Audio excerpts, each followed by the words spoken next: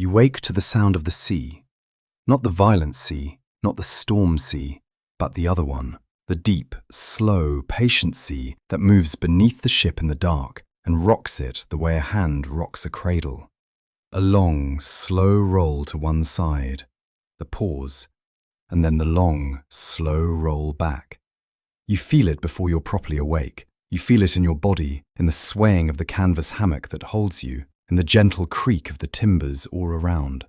It is just before dawn, somewhere in the Caribbean, in the year 1718, and you are aboard a pirate ship. Your name, for the purposes of this night, is Thomas Webb, though almost no one aboard calls you that. To the men of the sloop Marianne, you are simply Webb, or sometimes, owing to a misadventure with a barrel of molasses your first week aboard, you are Sticky, a name you have learned to accept with the resignation of a man who knows that the harder you fight a nickname at sea, the more permanently it attaches itself. You are 26 years old. 2 years ago you were a merchant sailor, an honest one, more or less, arranging a trading vessel out of Bristol. Then your ship was taken, not violently in the end. The pirates came over the rail, and your captain, a sensible man, surrendered before a shot was fired. And when the pirates asked, as pirates did, whether any man aboard wished to join them, you looked at your life as an honest sailor, the miserable pay, the brutal officers, the floggings for the smallest offence, and you looked at the laughing, well-fed, strangely free men who had just taken your ship, and you signed their articles. You have not entirely decided, even now, whether it was the right choice, but it was a choice which is more than your old life ever offered you. You lie in the hammock a moment longer, listening. The sound of a ship at night is a language, and you have learned to read it. The creak of the rigging tells you the wind is light and steady. The particular pitch of the timbers tells you the sea is calm. Somewhere above, on deck, you can hear the soft footfalls of the anchor watch, the two men whose job it is to stay awake through the night and make sure the ship does not drift, or catch fire, or get boarded by someone even less scrupulous than yourselves. Around you, in the close darkness of the hold, 40 other men are sleeping. You can hear them.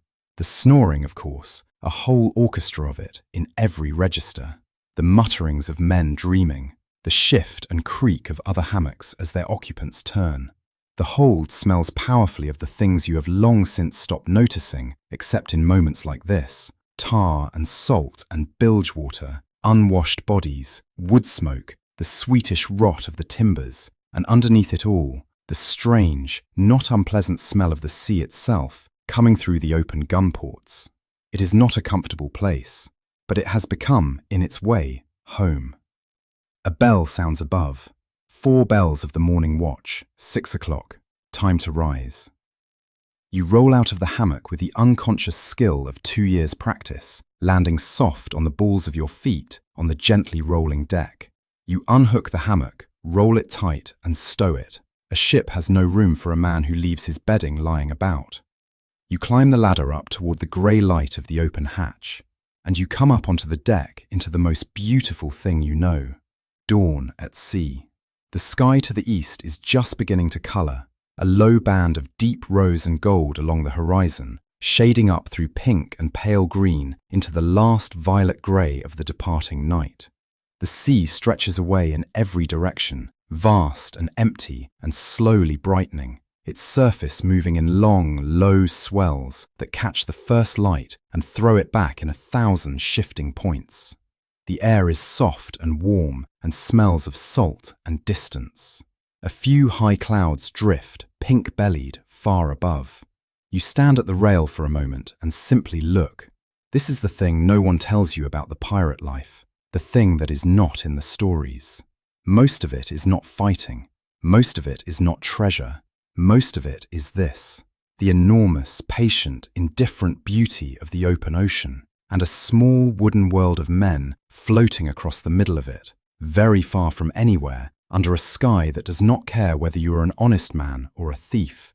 Out here, those words barely seem to mean anything at all. But a ship does not run itself, and beauty does not excuse a man from his duties. You make your way aft toward the cook station, where a thin, one-legged man named Pew, every ship's cook in these waters seems to be missing some part of himself, is ladling out the morning meal from a great iron pot. Breakfast is burgoo, a thick oatmeal porridge, boiled with a little salt, and, this morning, a handful of dried fruit that someone liberated from the last ship you took. It is not good, exactly, but it is hot, and there is enough of it, and after 2 years you have developed a genuine affection for it. You eat standing at the rail, scraping the wooden bowl with a horn spoon, watching the sun lift itself clear of the horizon. Around you, the ship is coming awake. Men emerge from below, blinking, stretching, scratching. They collect their burgoo and gather in small groups along the deck, talking in low voices, laughing occasionally. There is a remarkable ease to it, an absence of the rigid hierarchy you knew aboard the merchant ship. Here, the men eat together. The captain eats the same burgoo as everyone else, from the same pot. There is no officer's mess, no special table. This is not an accident. This is the whole point. You should understand something about this ship, about how it works, because it is stranger and more remarkable than the stories suggest. The Marianne is a democracy, not in a vague, poetic sense, in a real one. When the men of this ship decided to go on the account, to turn pirate, they did not simply submit themselves to a captain's authority. They drew up articles, a written constitution signed by every man aboard, and those articles govern everything. The captain is elected. Bartholomew Reed, who commands the Marianne, holds his position because the crew voted him into it, and they can vote him out again whenever they choose. His authority is absolute in only one circumstance, during a chase or a battle, when there is no time for debate. The rest of the time, the major decisions of the ship, where to sail, which ships to attack, how to divide the spoils, whether to show mercy, are put to a vote. Every man has a voice. Every man's voice counts the same. The plunder is divided by formula, written into the articles. The captain receives perhaps 2 shares. The quartermaster, the carpenter, the surgeon, a share and a half. Every ordinary crewman, including you, receives 1 full share. The difference between the highest paid man aboard and the lowest is smaller than you would find aboard any honest ship in the world, where a captain might earn 100 times what a common sailor did. There is even insurance, of a sort. The articles specify compensation for injury, so much for the loss of a right arm, so much for a left, so much for a leg, so much for an eye. A man maimed in the ship's service is not simply cast aside. He is paid out from the common fund. You came aboard a thief. But there are mornings, this is one of them, when you suspect you have stumbled into something closer to fairness than anything the honest world ever offered you. The morning's work begins. A wooden ship is a living thing, and like all living things, it is engaged in a constant, patient process of trying to fall apart, which the men aboard must constantly, patiently prevent. The sea wants the ship. The salt corrodes, the worms bore into the hull, the timbers work loose, the ropes fray, the canvas rots. Against all of this stands the unending labour of the crew.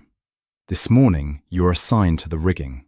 You spend the first part of the day high above the deck, your bare feet braced on the foot ropes, your hands working at the endless task of inspecting and repairing the lines that hold the sails. The wind is light, the ship steady, and the work, once you have made your peace with the height, which took you the better part of a year, is almost pleasant. From up here, the sea is even more enormous. You can see the curve of the horizon. You can see the shadow of the ship moving across the bright water far below. The man working beside you, a Welshman named Llewellyn, talks more or less continuously about a woman in Port Royal, about a card game he should not have lost, about his firm conviction that the cook is stealing the dried fruit, which is almost certainly true. You listen with half your attention, making the occasional grunt that conversation with Llewellyn requires, and little more. Below you, the rest of the crew goes about the day's tasks. Some scrub the deck with blocks of sandstone, holy stoning it's called, the men on their knees working the pale stone back and forth across the planks. Others repair sails, the great sheets of canvas spread across the deck while men work along the seams with needles and palms. The carpenter and his mate are below, doing something complicated and noisy to the pump. The cooper checks the water barrels. The gunner inspects the cannon, as he does every single day, because wet powder and rusted iron are the difference between life and death when the moment comes. It is, you reflect, not for the first time, remarkably like any other job. The cry comes down from the masthead a little before noon. "Sail! Sail ho! 2 points off the starboard bow!" And the whole character of the day changes in an instant.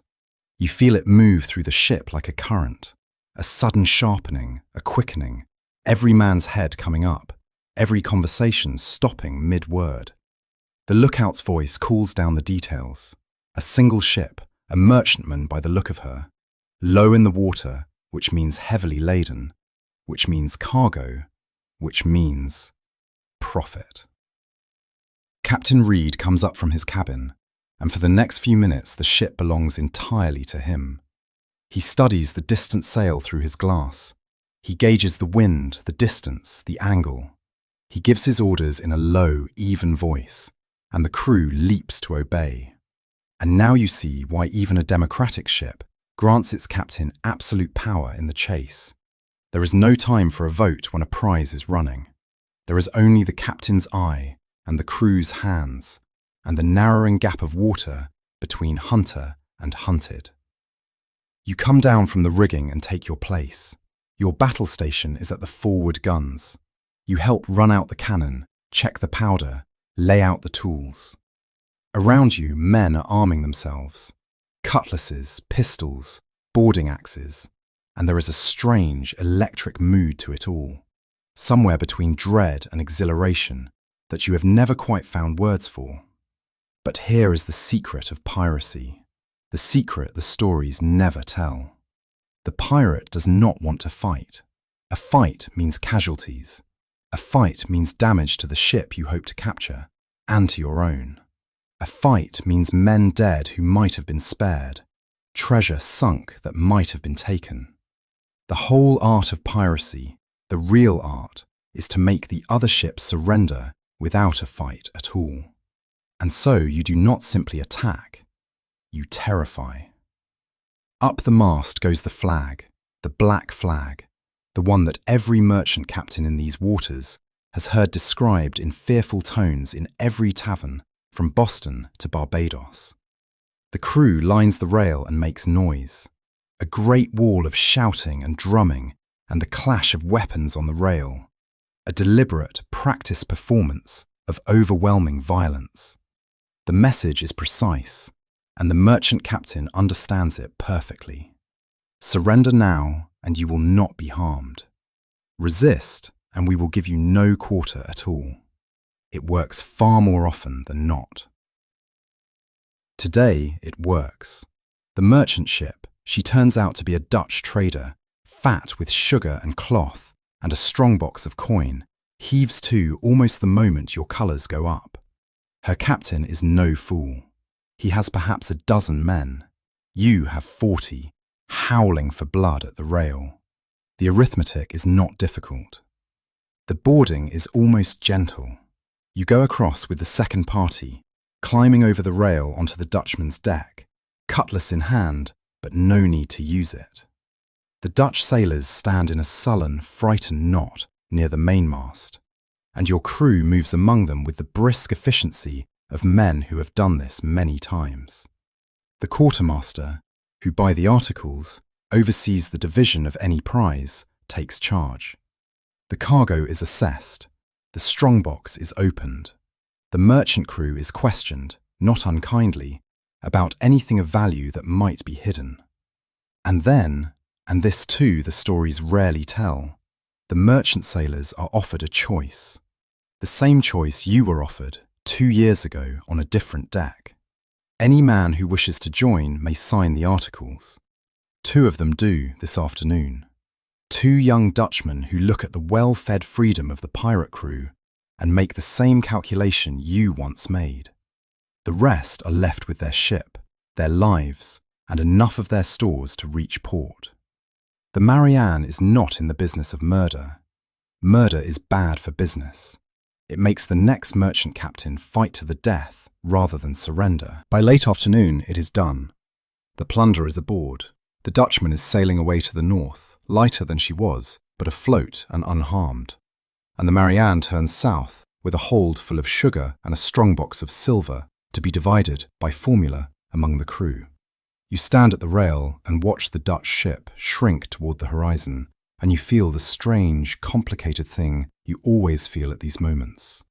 Not guilt exactly, and not pride, but something tangled in between, that you have given up trying to untangle. The evening after a successful taking belongs to the crew. There is an unwritten law of the pirate ship, as binding as anything in the articles. When there is cause to celebrate, you celebrate. And a fat prize taken without the loss of a single man is cause indeed. The cook outdoes himself. Fresh meat from the Dutchman's stores, real bread, a stew rich with actual vegetables. And there is drink, captured wine, captured rum, passed freely around the deck as the sun goes down in a slow blaze of orange and red over the western water.